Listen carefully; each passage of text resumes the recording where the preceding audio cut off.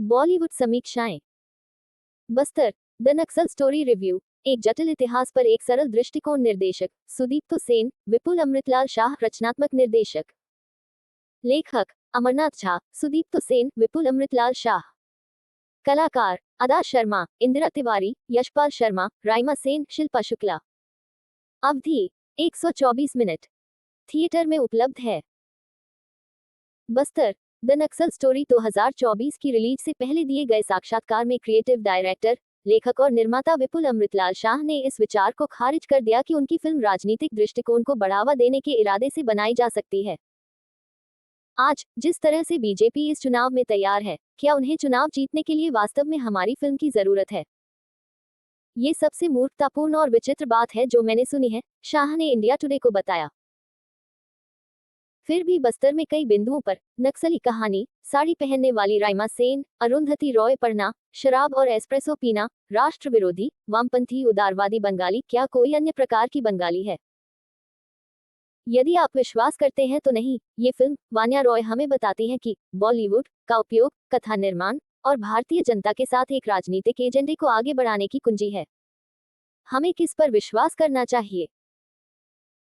निश्चित रूप से हमें उस फिल्म पर भरोसा करना चाहिए जो एक नोटिस के साथ शुरू होती है, जो दावा करती है कि बस्तर द नक्सल स्टोरी तथ्यों पर आधारित है और विशेषज्ञों, प्रशासकों, इतिहासकारों और विभिन्न समाचार रिपोर्टों द्वारा पुष्टि की गई है। जब तक 2010 के बीच कुछ नहीं बदला, जब अधिकांश फिल्म सेट हो चुकी थी, और 2024 सत्ता में राजनीतिक दल के अलावा, मेरा मतलब है बुराई की एक नई धुरी। 2010 में दंतेवाड़ा में हुए हमले से प्रेरित, जिसमें केंद्रीय रिजर्व पुलिस बल के 76 जवान मारे गए थे, बस्तर द नक्सल स्टोरी आपको बता देगी कि यह कड़वी सच्चाई आप तक पहुंचा रही है। उदाहरण के लिए, छत्तीसगढ़ की गहराई में एक नक्सली शिविर में एक तंबू में एक एस्प्रेसो मशीन इतनी आकर्षक और चमचमाती है कि उसे देखकर कोई भी स्वाभिमानी बरिस्ता घुटनों के बल कमजोर महसूस करेगा। और यह कि समय समय पर उपरोक्त शिविर प्रतिबंधित और आतंकवादी संगठनों के लिए एक ऑफसाइट बन जाता है, जिसमें Lashkar-e-Taiba, united liberation front of Asom, ULFA, liberation of tigers of Tamil और रोनाल्ड जॉनसन के सदस्य शामिल हैं। स्पेनिश कम्युनिस्ट पार्टी और मानवाधिकारों के लिए सक्रियता, असहमति के लोकतांत्रिक अधिकार का प्रयोग करना और अपनी शक्तियों का दुरुपयोग करने वालों से जवाबदेही की मांग करना एक तमाशा है जिसे एक साथ फिल्म की तरह लागत पर रखा जा सकता है। सटीक होने के लिए 600 करोड़। ठीक उसी तरह संजय लीला भंसाली की अत्यधिक बजट वाली फिल्में आर्थिक रूप से कहीं अधिक व्यवहार्य लगती हैं। ये भी कि नक्सली भयानक कवियों के लिए ऐसी पंक्तियां बनाते हैं जैसे, तुम सच में थक गए हो यातना आदमी, आराम करो, आराम करो, आराम करो। इस तथ्य को छोड़ दे कि क्रांतिकारी विचारधारा ने आधुनिक भारतीय साहित्य में कई शक्तिशाली और मार्मिक कार्यों को प्रेरित किया है। बस्तर द नक्सल स्टोरी के उपशीर्षक से ये स्पष्ट है कि अगर कोई थका हुआ है, तो वह इस फिल्म के निर्माण में शामिल लोग हैं, क्योंकि कोई भी नहीं देखा कि उपजाऊ फर्टाइल बन जाता है, योद्धक चिंताजनक बन जाता है, चोरी करना स्टीलिंग बन जाता है। वे लगभग फ्रॉइडियन टाइपिंग त्रुटि की तरह हैं। बस्तर द नक्सल स्टोरी में 3 से अधिक वर्तनी की गलतियां हैं, लेकिन फिलहाल त्रुटियों और तथ्य जांच को छोड़ दे, क्योंकि जाहिरा तौर पर यह एक फिल्म है, इतिहास का पाठ नहीं। द केरल स्टोरी 2023 की अप्रत्याशित सफलता से उत्साहित निर्देशक सुदीप्तो सेन ने एक बार फिर शाह और अदा शर्मा के साथ मिलकर नीरजा माधवन शर्मा झायों वाली नामक एक महिला सीआरपीएफ अधिकारी की कहानी बताई है, जो दृढ़ संकल्पित है, भारत से नक्सलवादियों और उनकी विचारधारा को मिटाओ। उनके विरोधी बहुत हैं। बस्तर में उसका मुख्य प्रतिद्वंद्वी लंका रेड्डी विजय कृष्ण है, जिसकी वीरप्पन प्रेरित मूंछें हैं, जो एक आदमी को मौत के घाट उतारकर फिल्म की शुरुआत करता है। दिल्ली में और भी दूर वामपंथी उदारवादी वान्या रॉय और उनकी मैकियावेलियन वकील नीलम शिल्पा शुक्ला हैं।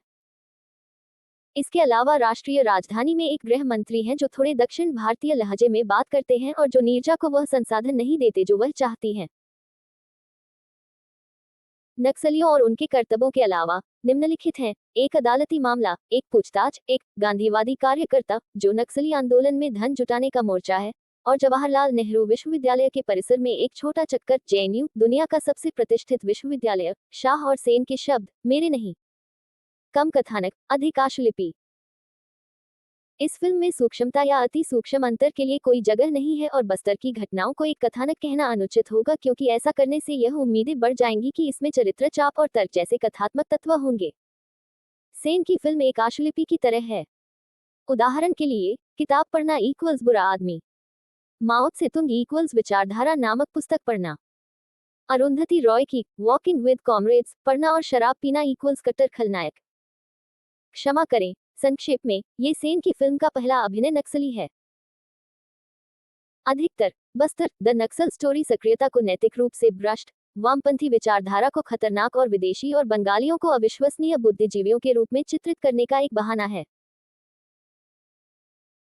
वान्या रॉय आसानी से रॉकी और रानी की प्रेम कहानी 2023 की आदर्शवादी साड़ी दिखाने वाली पत्रकार रानी की पर्याय बन सकती हैं, और यदि आप जानना चाहते हैं कि एक अभिनेता के रूप में सफल होना कितना कठिन है, तो ध्यान रखें कि राइमा सेन है महान सुचित्रा सेन की पोती और अतीत में ऋतुपर्णो घोष जैसे प्रतिभाशाली निर्देशक के साथ काम कर चुकी हैं। नीरजा को राष्ट्रवादी नायक के रूप में पेश किया गया है, जिसका अर्थ है कि शर्मा को समय समय पर शपथ लेने और संवाद कहने को मिलता है, जैसे मैं इन वामपंथी उदारवादियों को छोड़ूंगी नहीं।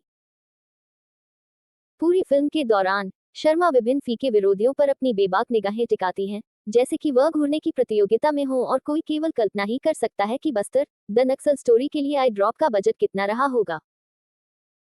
दूसरे भाग में वह काले चश्मे, एक बंदना और छलावरंगिय में दिखाई देती है, जैसे कि नीरजा ने सिल्वेस्टर स्टेलोन प्रशंसक से मिलने के लिए तैयार किया हो। ऐसा हर दिन नहीं होता कि एक जीवित सांस लेती महिला एक कार्टून की तरह सपाट दिखाई दे, लेकिन शर्मा एक कार्डबोर्ड कटआउट की पूरी ऊर्जा के साथ उस चुनौती का सामना करते हैं। एक उम्मीद की किरण। शर्मा के प्रति निष्पक्ष होने के लिए बस्तर में अभिनय द नक्सल स्टोरी कहानी कहने की तरह समान रूप से कार्टूनिस्ट है। एकमात्र अपवाद इंदिरा तिवारी हैं, जो एक विधवा और सीआरपीएफ सहयोगी की भूमिका निभाती हैं। अपने पति को मौत के घाट उतारते हुए देखने के डर से आहत रत्ना तिवारी एक विशेष पुलिस अधिकारी एसपीओ बनने के लिए खुद को प्रशिक्षित करके अपने दुख से उबरती है। ऐसे कुछ ही क्षण हैं जिनमें बस्तर द नक्सल स्टोरी आपको स्क्रीन पर पात्रों के बारे में महसूस कराने में सक्षम है, और उनमें से सभी में तिवारी हैं। उसका गोला स्तब्ध चेहरा उस अकारण गोरखधंधे की तुलना में अधिक तीव्र प्रहार करता है, जिसे सुदीप्तो सेन हम पर यह दिखाने के लिए लुटाता है कि नक्सली हृदयहीन और हिंसक हैं।